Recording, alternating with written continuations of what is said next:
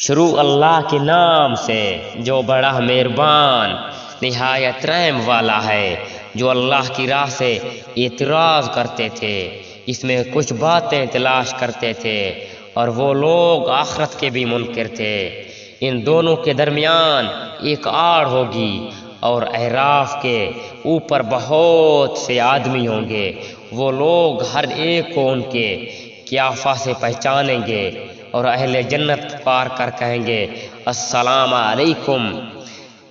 ابھی یہ اہل اعراف جنت میں داخل نہیں ہوئے ہوں گے اور اس کے امیدوار ہوں گے، اور جب ان کی نگاہیں اہل دوزخ کی طرف پھریں گی تو کہیں گے اے ہمارے رب، ہم کو ان ظالموں لوگوں کے ساتھ شامل نہ کر۔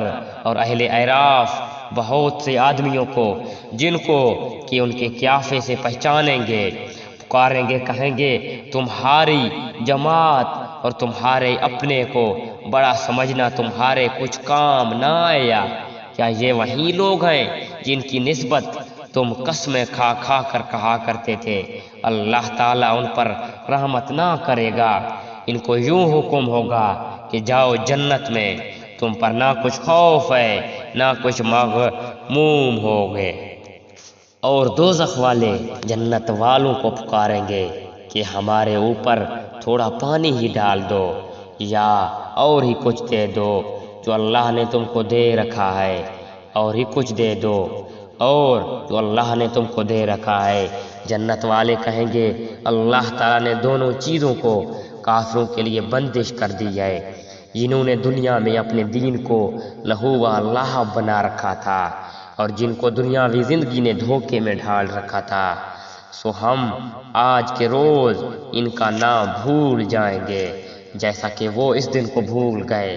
جیسا کہ یہ ہماری آیاتوں کا انکار کرتے تھے، اور ہم نے ان لوگوں کے پاس ایک ایسی کتاب پہنچا دی جس کو ہم نے اپنی علم کامل سے بہت واضح کر کے بیان کر دیا۔